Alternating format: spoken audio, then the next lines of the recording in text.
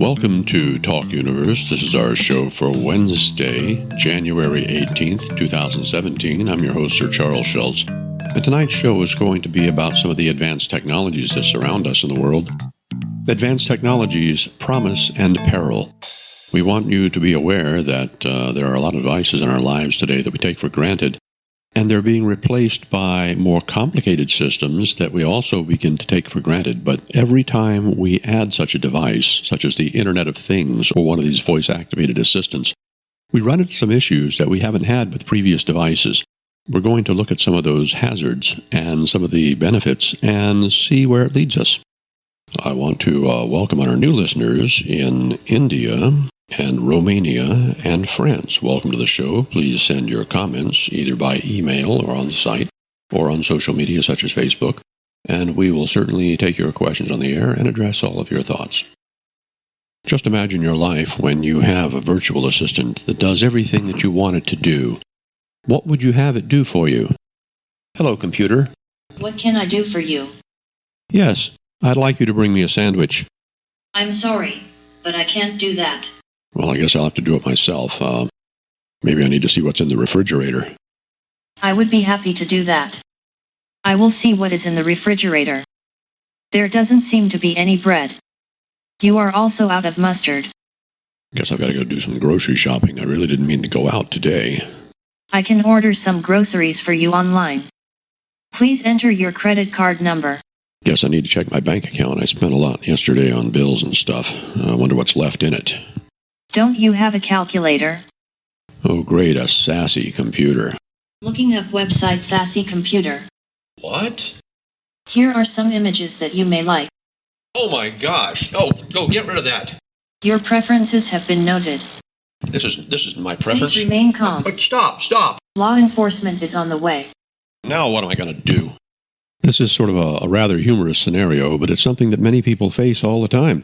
And it's because when you place some of these personal assistants in your home, and many of you are aware of what I'm talking about, your conversations, every stray word, are going through a microphone to some remote computer farm somewhere where it's being evaluated, and it's being recorded. There are many different personal assistants that have been around on the cell phone, such as Siri, which is run by Apple, and Alexa, which was created by Amazon, and Cortana from Microsoft. There are many different ones that are now appearing in our homes. And each of these devices, such as the Amazon Echo and the Google Home, all of these things have one thing in common. We live under the illusion that the intelligence behind it resides in our phone or in the little box, but that's absolutely untrue. You see, all of these are net-connected devices, and the moment you lose the internet, they don't work anymore. Well, the reason for that is the brains behind them are actually residing in large farms of computers at some location at the headquarters. Now, whenever you're speaking and the machine is listening, which is virtually always, that information is being broken down and processed.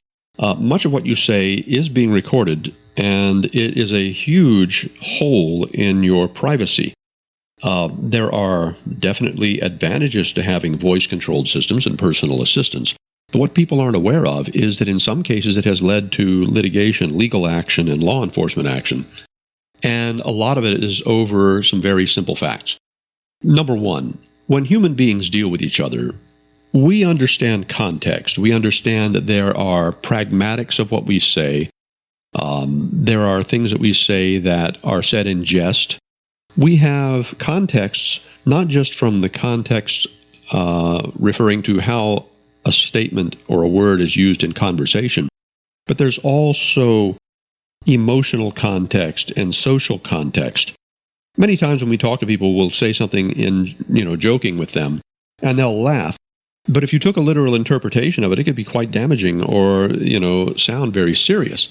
And so when you start putting an automated system in place to listen to your commands and answer your requests, you have immediately created a problem that you're unaware of. These machines do not have an emotional basis. They don't have an organic basis that understands how we feel. They don't have the ability to understand context from that standpoint, socially and emotionally. And this means that they will constantly misunderstand or misinterpret what we say. Our intentions are not being carried by our words. They're often carried by how we frame them, who we say them to, and other things. They're cues that are not available to the digital entities behind the voice.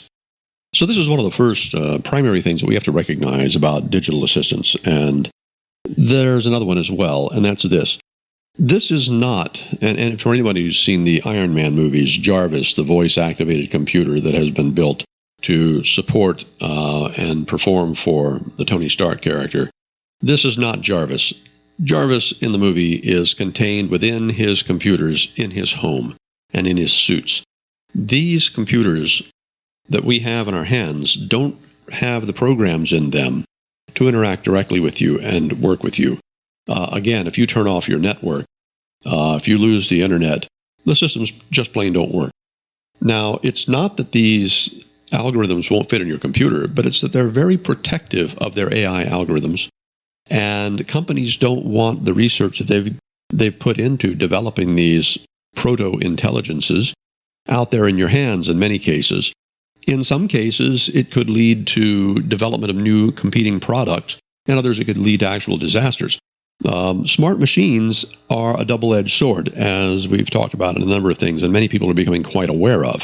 Intelligent machinery has a great deal of promise, but it also has just as much hazard behind it. And even Stephen Hawking was quite concerned about the thought that intelligent machinery could mean the end of mankind. Well, we're not even going to really talk about that at this point, simply the advantages and disadvantages of having this sort of technology around. And I think a lot of us are aware of just recently, within the last few years, when talk lines, chat lines for pay were on the television a lot, there are a lot of kids that actually called these things up and racked up hundreds or even thousands of dollars on their parents' phone bills inadvertently, and the parents were forced to pay for this. That's one of the hazards right there. Another possibility, and this is something that's happened quite a bit recently, kids get onto online gaming and they end up buying or ordering things through the game, and those charges show up on their parents' cards. And it has led to no end of consternation for people who find $300-400 billed for something they didn't buy, and it turns out the kid did it.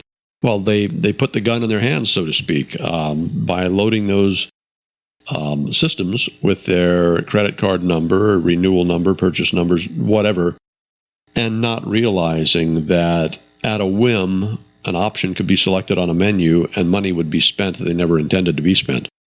We have similar things happening with a lot of voice-actuated systems. You actually end up with the Internet of Things and voice assistants interacting in ways where it's meant to bring you an easily operated, automated home where when things run low in the refrigerator, an order is placed, and when the temperature's low, it automatically adjusts it. When the shower's not right, it brings the temperature up for you. All of these little bits and pieces of cognizance are supposed to make your home your castle. They're supposed to make things very easy for us. And yet we find that this is a slippery sort of situation. You have machinery doing things for you that normally you do with a flick of the wrist or a couple of button clicks. This is not like in the 60s and 70s when you had to get up and turn the knob on the TV and then we went to remotes. This is far worse. There's a great deal of convenience, but with convenience you also end up with a lot of potential for damage, and we're seeing a lot of that head on. One of those things with personal assistants is this. Children under the age of 13 often operate these machines. Their voices are recorded, processed, and used for generating the responses.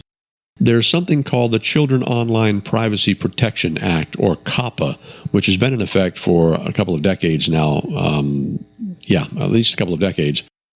And that act has been responsible for restricting the use of anyone under the age of 13 online without express parental consent. These systems don't know how old you are. They only hear a voice. And so there have actually been some legal challenges to the use of these systems by children under the age of 13 because there wasn't express consent by the parents. And there are real concerns about privacy advocates about what's happening, not just with your own information, but also about the potential for your children's commands and information to be residing in the system. We're generating a system of people who are used to subservience, who are used to also having things done for them, becoming dependent on others, not just people, but systems as well now. So ask yourself a question. How many of you feel that your job is secure for the next 5 or 10 years, that you don't have to worry about becoming unemployed? Because basically, when you tie your home into these personal assistants and the Internet of Things, if you were to lose your employment and run out of money, in real short order, all of your fancy devices would be turned off and you'd be unable to access their functionality. I prefer a refrigerator that isn't going to argue with me. When you look at the culture of the Amish, you wonder why they would live in such a restrictive environment from a technological sense. But you see, once you examine it, you understand what they're doing. Everything that they do is based on things that they can make themselves, that they can repair themselves. Everything they have, from the production and storage and of their food, and the care for their livestock, and the construction of their homes and their plumbing, absolutely everything works, and everything is something that they know exactly how to build or fix. They're completely self-sufficient. And understand that if you were to move into an Amish community, if you knew how to build a generator and maintain it yourself using the tools they have, there'd be no restraint against you doing that. Most people don't understand how to do those things, how they're made, how they're manufactured, and so they're unable to live in a world unless everything in it is made by somebody else. Now, there's a wonderful idea that when we get together and share our information and our skills, we're able to create a much better living overall. And yes, in modern society, we've carried that to the point where literally everything can be done for you, but there's always a cost. And if the electricity goes off, if the power grid shuts down, for instance, or if your money runs out, you're at the will of everybody else or the machines that no longer want to work. So you have to consider the advantages to completely automated smart machinery versus something similar to what the Amish do. There's a lot of benefit to be gained from being self-sufficient, and we all understand that. And there's been a lot of move to do that with water and electricity lately. And we also see how hard cities and municipalities are fighting back against that, which in my mind makes no sense. But what it is that we really lack is commonality of goals. In the past, people pretty much knew what their life was going to look like. They would work, buy a home, raise a family, and retire one day and have a good living. And today, there are very few assurances of any of those things. The world is changing so rapidly, and finances tend to be so bad in many quadrants of our economy that it's very hard for us to know what's going to happen next. And we become more and more dependent on the efforts of people we don't know to do things that we rely on. It doesn't make sense for us to not know what the goal of our country is, what the goal of our civilization is. I couldn't tell you what we're all about except just earn more, buy more, die. It doesn't make any sense at all. We need to have common goals that benefit everybody, and it has to be things that we're willing to do, not things that we're forced to do. We all know pretty much what's right and what's wrong, and we need to be able to make choices about it. When we get digital devices doing a lot of the labor for us, we again are passing off a lot of our thought processes and decision-making processes to something remote and unknowable. Now, some may interpret this as me being anti-technology, and that's absolutely wrong. I love technology, I love science, and I love the things we can do with it. And I love an easy living just as well as the next guy. The issue here is very simple. We need to compartmentalize what we're doing, and we're not yet at the point where that can be done safely.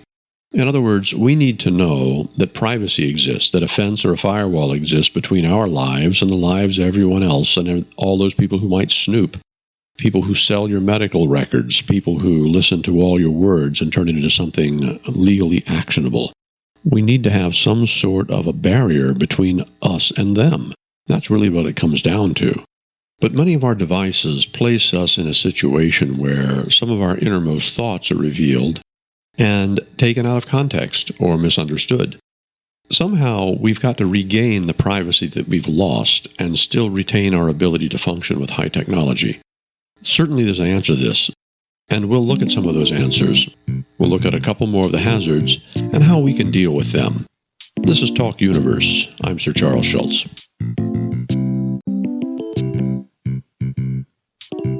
Not many people are aware of what the Internet of Things is. We probably need to step back a little bit and understand that a few years ago, it was projected that the use of machines of the Internet, Internet usage by machinery, would outpace Internet usage by human beings. Well, that has long happened.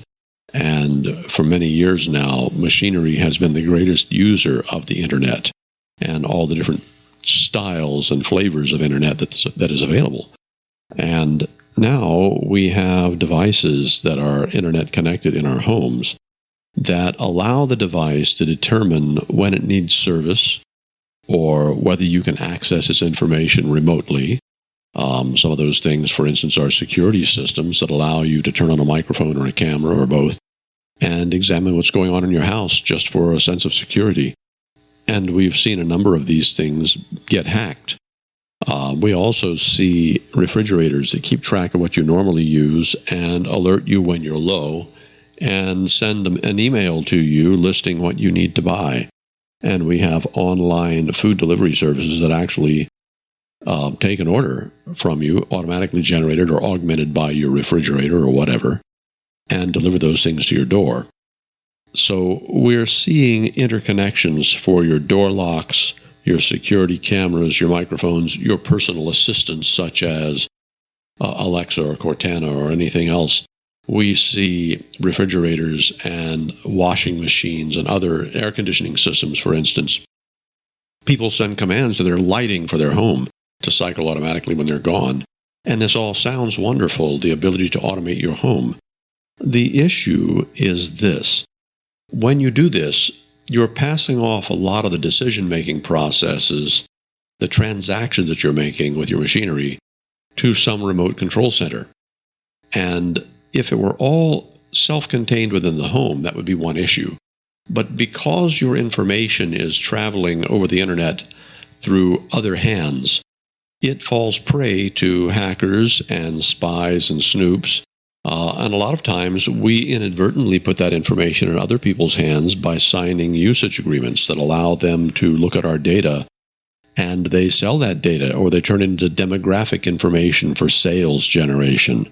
I don't know how many of you are familiar with some of the prospects that occur through your email or communication and how they show up. For instance, I will send an email that has a certain word or a term in it, and then suddenly ads for it appear when I go to Facebook or online or to Google or Mail or whatever.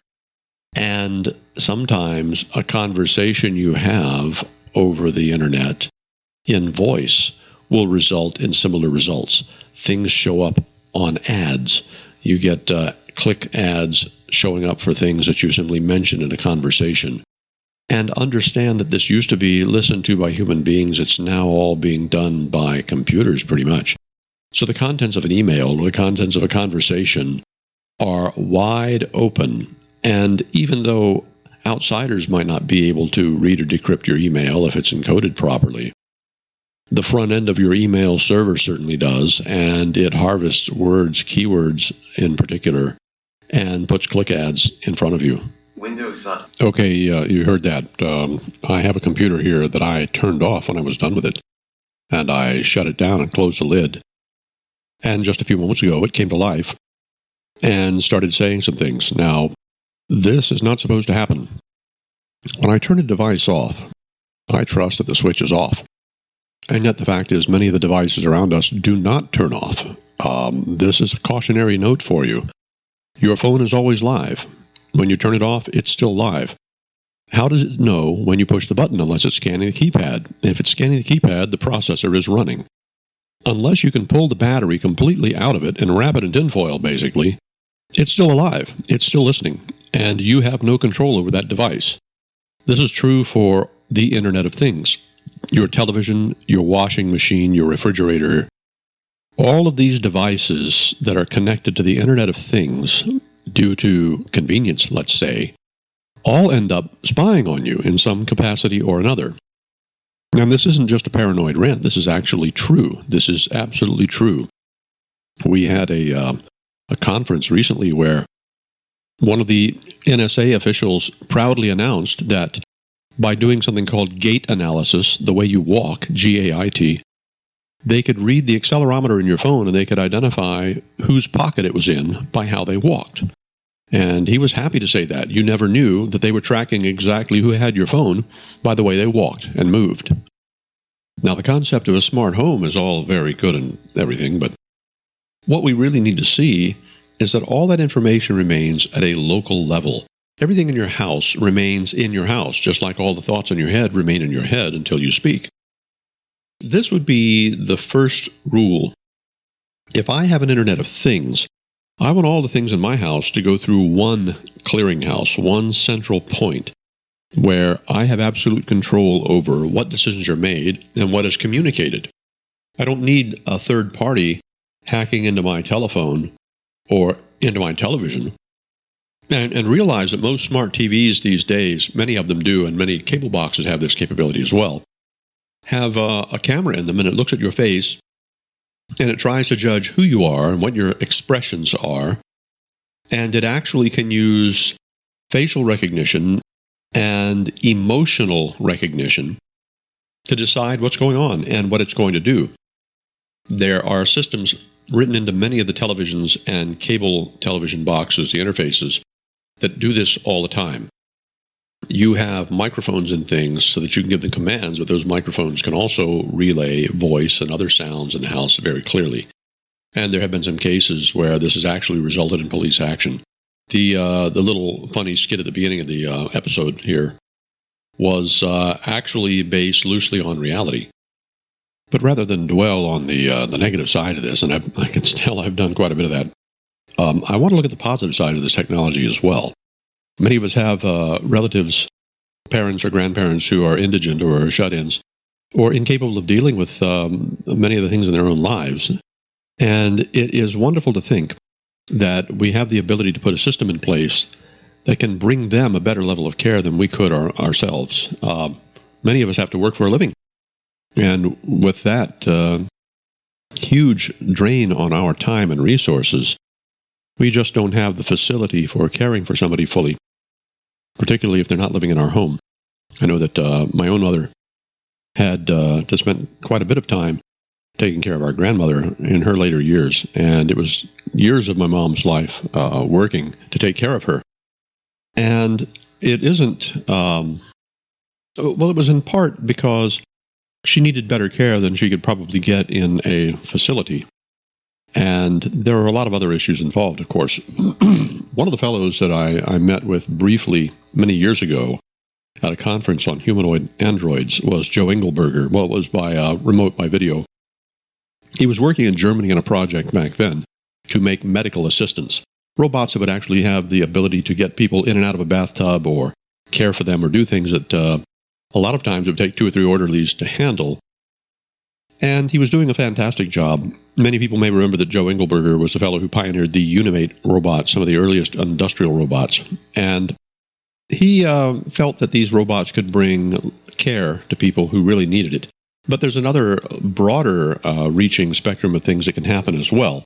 Much of what we're doing today with the advanced technology and voice recognition and processing can actually lead to robots that can do things for us in our home. And we already have seen robotic lawnmowers, for instance.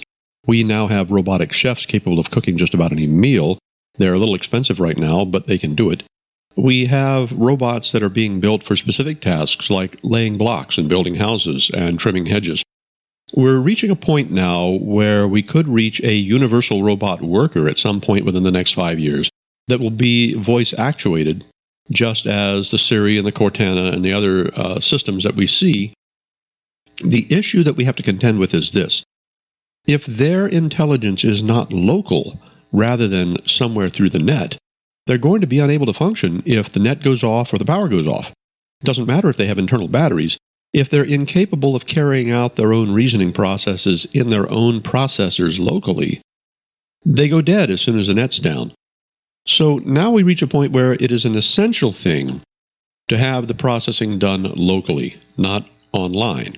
Now, I would advise the listeners at some point to go online and look at Boston Dynamics' website and look up something called the PETMAN, P-E-T-M-A-N, and see the sort of developments that have been occurring over the last decade and how humanoid robotics is really growing in scope and capability.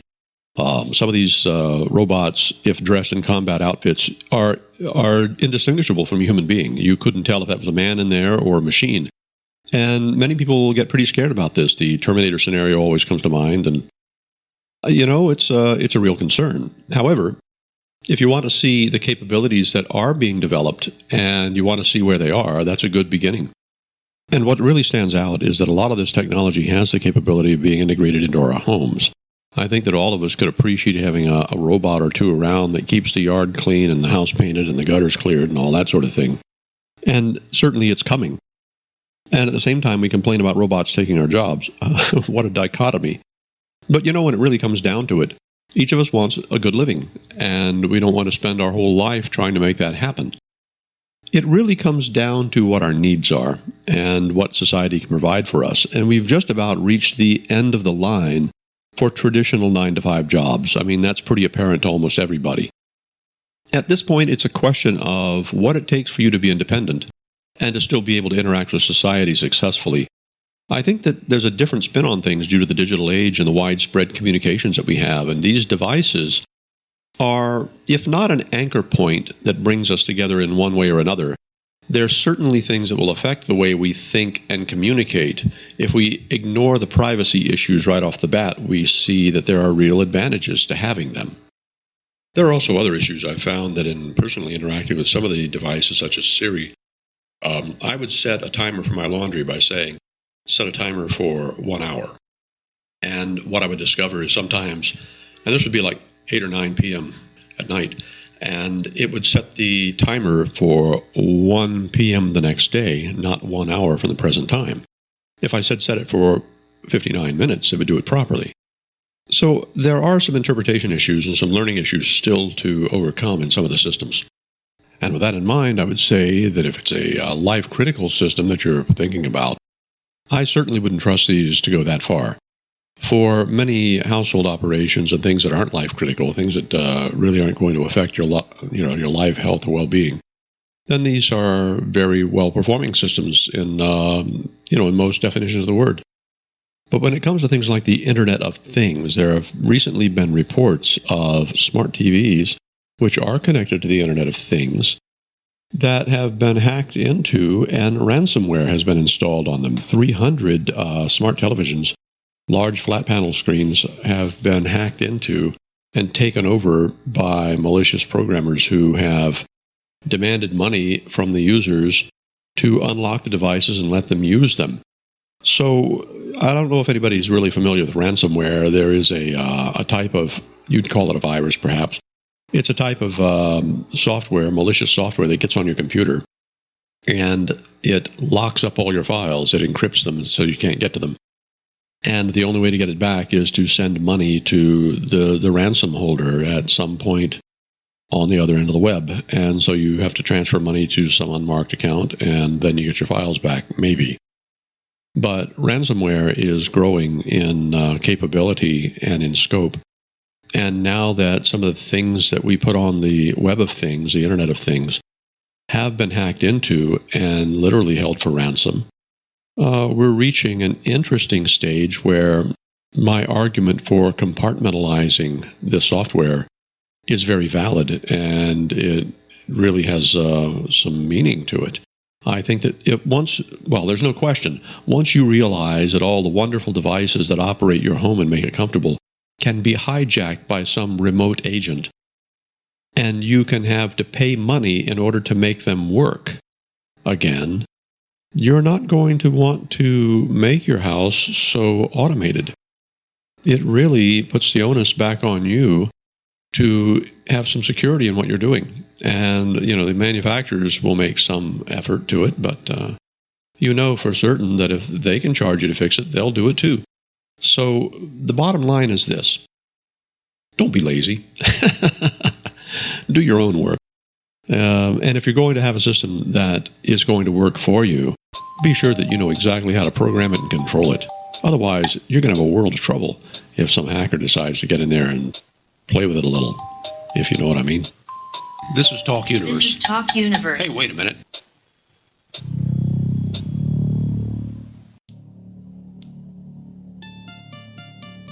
Recently, it's been suggested by some car manufacturers that instead of buying their cars, you get monthly subscriptions to them.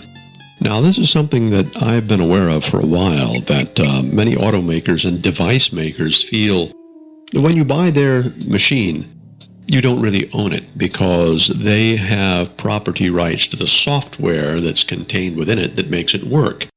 So now, many times when you buy a vehicle, there really is nothing you can service in it. It all has to be taken to a registered service center, and you have to pay whatever rates they want to charge you to perform whatever work on it you have to have done. Well, it also means that if you go in and work on your car, you may be subject to being sued. There is litigation. There are lawyers standing in line to take you to court for working on something that you don't own. Now, in the past, when you bought a thing, you owned the thing. But the concept of ownership is being assailed by hordes of attorneys who work for companies that use specialized software inside the devices they sell you. And this isn't limited to automobiles.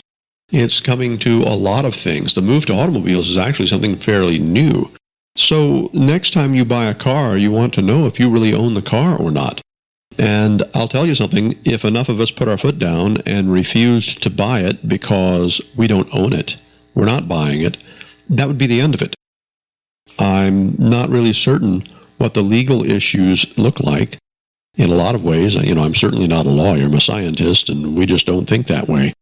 But I have to say this, it's getting to the point where ownership of nearly anything will become impossible soon. And there actually are laws in place to keep you from copying or working on many things that you yourself own. I know this caused a lot of consternation with 3D printers recently, and some government agencies have worked to shut down networks of 3D blueprints that are online. And specifically, they're quoting the case of you being able to print a gun or a weapon from instructions that you can get online, and they're trying to hold everybody responsible for that. But the fact is, you can make a weapon out of anything. And this sort of preemptive legal behavior, this does nothing but stifle your liberty. And if somebody commits a crime, go after them. That's the bottom line.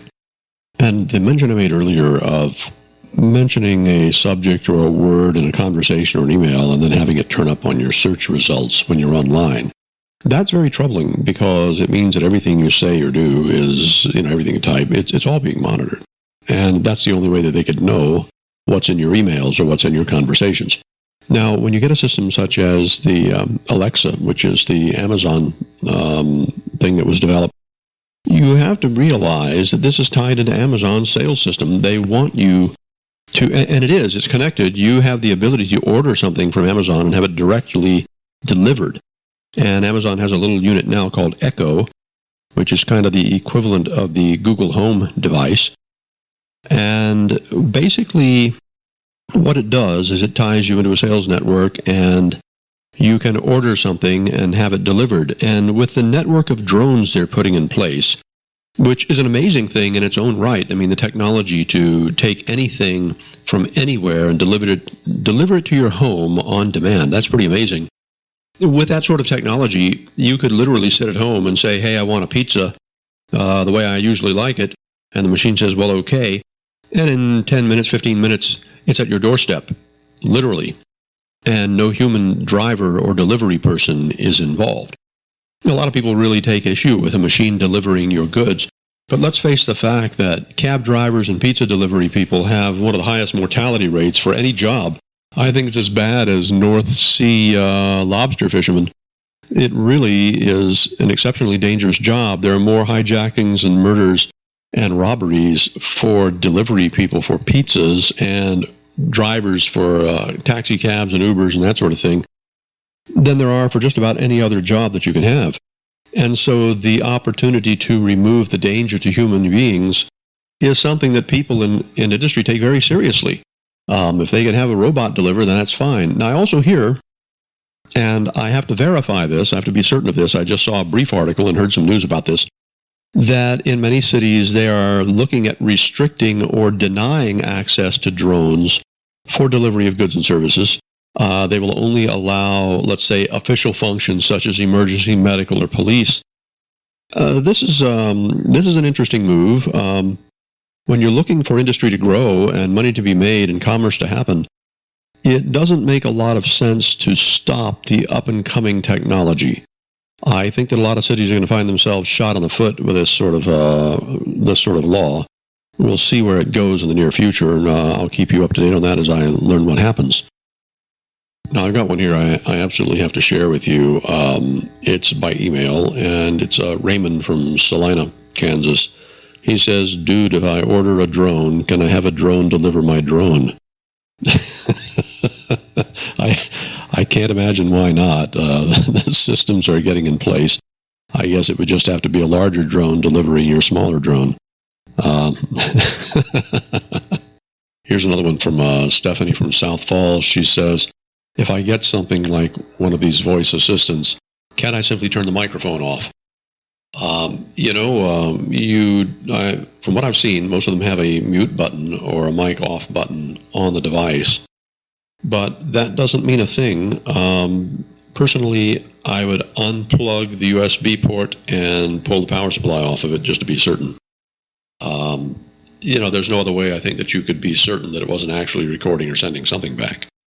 If you're really concerned about it, certainly. I think it's also interesting to see that just recently we had a fighter jet, drop a swarm of about 100 autonomous drones with it in flight. And so we're reaching the age where a weapon system such as a jet will be able to drop a swarm of drones that fly around in formation, gather data, provide support services of some sort. So the weapon systems are getting much smarter using drone technology. And I don't see that it's really any different in scope from what we're doing with drone technology for delivery. What we're doing is we're creating effective anthills that do what we tell them to do.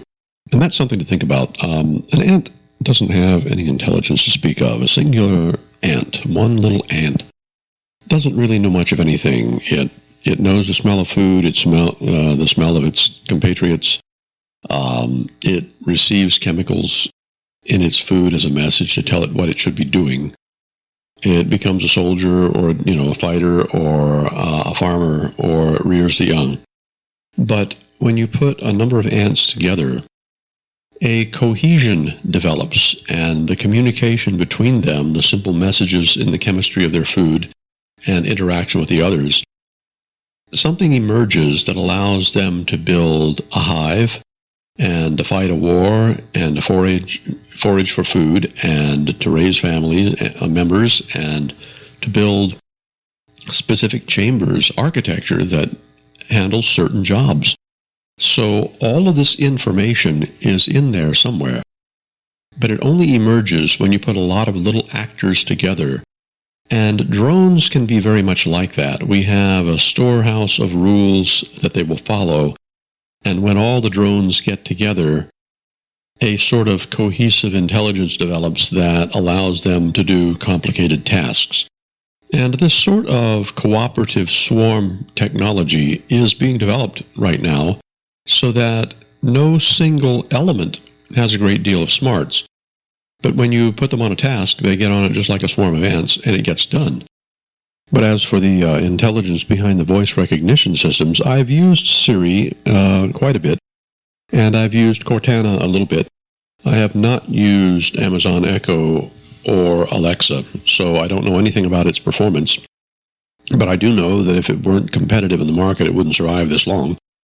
I find that they're very easy to use, and for the most part, they understand what you're telling them, although it is possible to put them in ridiculous places, like asking them what 1 times 10 to the 200th power is and having it read off a whole string of zeros for about 10 minutes. That's pretty silly.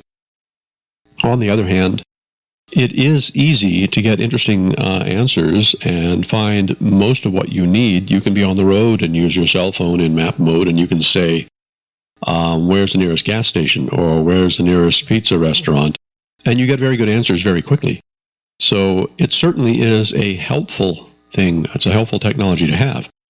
Now, I think that a lot of people would wonder how in the world you go about creating something like this that seems like a human being. And by the way, just a side note, I see that many of the programmers to these systems have a sense of humor. I recently, actually it was about a couple of years ago, asked a question of Siri, what was the answer to the ultimate question of life, the universe, and everything? And of course it said 42. And anybody who's read The Hitchhiker's Guide to the Galaxy or has read the books or the series is familiar with that. The answer is a joke, but it's a well-known one. So there are humorous little things placed in the programs. But how would you go about creating such a thing? And I can say that, a few years back, I had a 5-year grant in which I spent that time researching robotics and artificial intelligence. And it was a wonderful period of my life where I had the privilege of designing and building numerous different robots. Robots that did all sorts of things, like using ground-penetrating radar to look for buried explosives, and robots that went out on bodies of water and surveyed water quality and would report back to you with the information. And I did a number of things, like firefighter robots that could detect flames and notify your building alarm system and try to put them out. So I do have a very strong base in artificial intelligence and understanding it, and I can explain it pretty easily. But, there's 3 little words that I often say as a scientist that get me in a world of trouble. Well, that's simple. And normally it isn't. If I said, write your own AI for this sort of thing, you'd probably have to spend a couple of years learning how to program, and then you'd have to learn how to think formally enough to put your thoughts, your intentions into code. And they have teams of hundreds or thousands of people doing this, and I will say it really isn't easy. It only seems easy if you're familiar with the problem. And defining the problem is something that's beaten some of the best minds for a long time. I've often held the position that artificial intelligence had not made a lot of progress in past years for the simple reason that nobody even agreed on what the definitions were of intelligence and thinking and so forth. And if you can't agree on what the definitions are, how can you even define the questions well enough to know how to solve them? But most of these systems are targeted, and what I mean by that is they have a very specific set of requests or instructions that they understand. And the most successful ones are really dozens or hundreds of systems that are running in parallel. And so you'll have one system that recognizes requests for numeric sorts of answers, and one that requires, some interaction between you, and another one that will understand terms for maps and navigation, and another one that will understand food terms. And basically what these simple-minded routines do is each of them tries to harvest a small set of data that can be applied to formulating a question. And then they go online and they literally plug it into a search engine. Now, that sounds pretty simple. But if you've ever tried to create a system that can handle all the eventualities, all the possibilities, all the misspeakings, can understand everybody's method of speech, you'll understand very quickly how this grows explosively in size in a very short period of time. So there are some issues involved, and the very basic one is understanding human speech. You have to have an engine at the front that understands how people talk, has to understand the language, the vernacular. And then you have to have another one that knows what to ask for to clarify things. An easy catch-all is, sorry, I didn't get that, or something along those lines.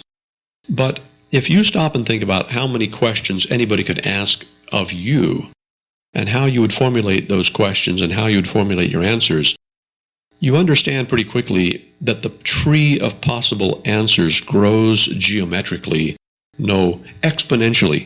It grows far faster than anything you can imagine. So it takes some real cleverness to get those routines together so that they make sense. And it takes more cleverness to get the computer able to understand exactly what you mean. Of course, since these systems aren't actually intelligent or conscious, they don't care about meaning at all. They just look at matches of templates and pre-recorded answers, which is simple enough to deal with. After the break, we will look at machine intelligence in our Singularity Watch. This is Talk Universe. Yes, it is. Talk Universe.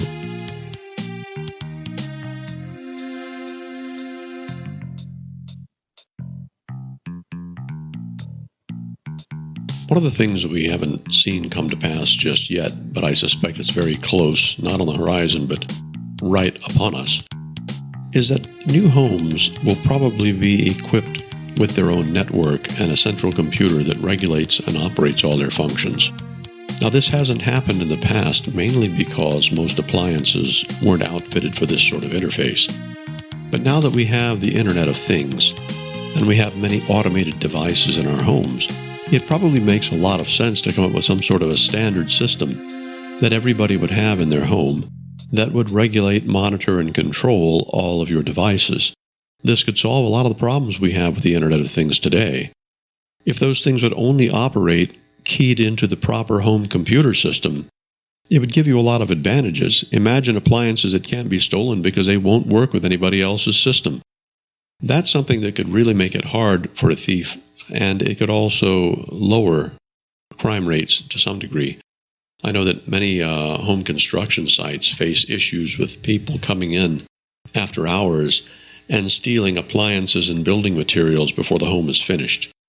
That could be a thing of the past very easily with a home computer system and appliances that are taught to communicate with that home system.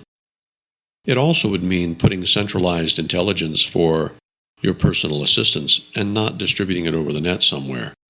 So now we have a very simple thing that doesn't cost a lot of money, basically a home computer that resides in a closet somewhere, probably next to the water heater or the furnace, and performs all these functions for you. A simple, direct answer to a lot of these problems, and it would probably be very capable of keeping your privacy where it should be, where you want it. We also can see that if you have household robots at some point, they need a central point of communication that they call home. They need a place to know where the charger is located, where all of their operational programs, which hedges to trim and which meals to prepare, are all stored. So, in effect, you end up with a sort of wireless network for your robots, your appliances, and everything in your home. And most people do have a Wi-Fi router these days in their house, so this doesn't cause any problems. This is something that is already available. But the real issues here are the fact that technology is changing so rapidly that things become obsolete very quickly. Even 20 years ago, the running joke was, if it works, it's already obsolete. Today, things change so rapidly that it's obsolete the moment it's on the drawing board, because we're expanding explosively in technical growth. So things are changing very, very rapidly. And personal assistants are just the tip of the iceberg. Home robots are next. And some of them do exist, and we'll cover that whole subject in another show very soon. I want to do the singularity update real quickly here because there's so many fascinating things that are going on in the world right now. One of the most interesting articles I see is new study shows how to regrow teeth. In other words, we're not going to need fillings anymore. They had a publication in Scientific Reports last week that shows that all you have to do is inject specific materials into the cavity and the teeth will repair themselves. They use something called mesenchymal stem cells, something I've mentioned before. And they can become cartilage, bone, or fat cells, and they put them in the inner pulp of the tooth, and they grow new type of cells called odontoblasts, and these make dentine, the material that seals off the tooth pulp from the external environment. So basically, the ability to put a material called tidaglutide, a drug typically used to treat neurological conditions like Alzheimer's and autism, it stimulates the stem cell differentiation in the tooth pulp. So these grow more odontoblasts, which create more dentine.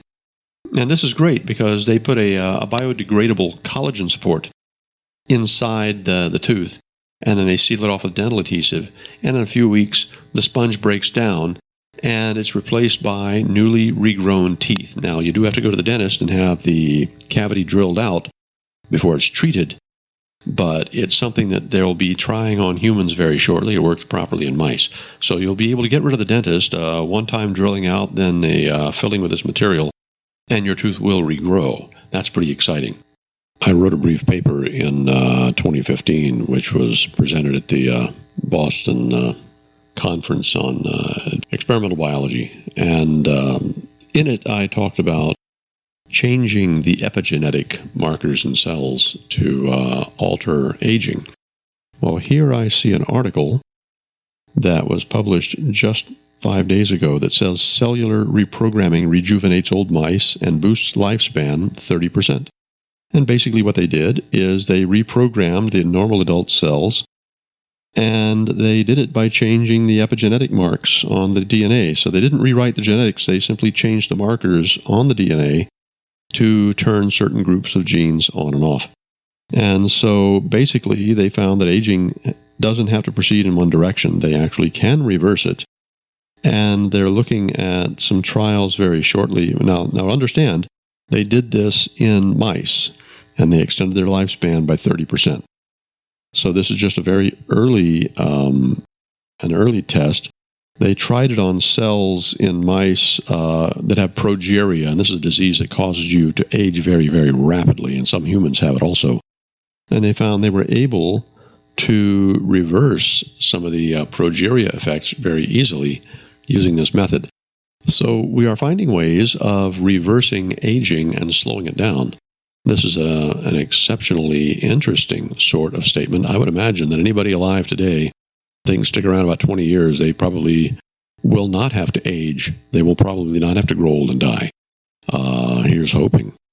Now, this research was done at the Salk Institute for Biological Studies in San Diego, and the professor there who was working on it, Juan Carlos Izpisua Belmonte, says the studies show that aging doesn't have to proceed in one direction, and it has plasticity, and with careful modulation, aging might be reversed. So we do see this as a real hopeful thing. Now, on the subject of artificial intelligence, there was a book I read many years ago that I truly enjoyed, and it's by one of my favorite authors. The man is a real thinker, and the book is Gödel, Escher, Bach, An Eternal Golden Braid, and it was written by Douglas R. Hofstadter. Now, this is a book that has been around for a while, and it was published in February of 1999. It had a lot of influence on my thinking about thinking and artificial intelligence and representation and meaning and a lot of other ideas. It is written in a series of short episodes, each describing different types of thinking and representation and logic. But it's done in a very entertaining manner. And there are a lot of puzzles that you can work through that in themselves are quite entertaining if you go into puzzles and math and thinking. And I know a lot of people don't really get into that. Many people are more fluid or artistic. But if you want something that's going to really stimulate your thinking, and there's a lot of reading to do here, I highly recommend Gödel, Escher, Bach, An Eternal Golden Braid. It's available anywhere online from $15 to $30.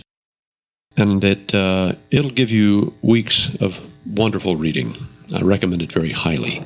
It also illustrates such things as paradoxes and logical problems and syllogisms and representation. It's an amazing book. I can't go on enough about it. I recommend it very highly. That's my book recommendation for the week.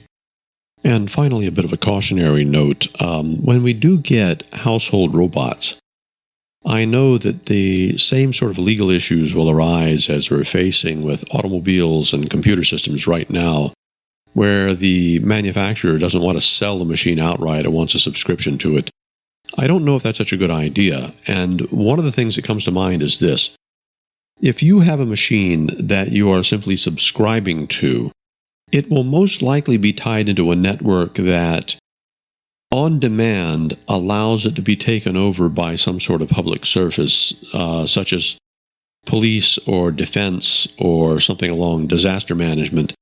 So you basically, if you have a bunch of machines working in your home or 2 or 3 robots on your property and so do your neighbors, at some point you'd better expect that the government or something will take control of them and make them do something. On one hand, that sounds very reasonable. These machines could go and help defend against a fire or do some repairs during a disaster, or that sounds very wonderful. But the question is, at what point does that duty end and your privacy begin? So I don't have a problem with stationing machines in a location where we're prone to disaster so that they can be called upon in an instant to go and handle it. That makes perfect sense. But I do think, and this is just based on my experience and seeing how trends seem to develop, I do think that if you have a couple of household robots, at some point, somewhere, somebody's going to flip a switch and those machines are going to drop what they're doing and run and take care of business somewhere else. Or turn against you. I think that people who watched one of the latest installments of the Star Wars movie came to the conclusion that, yes, even fighting robots can change sides.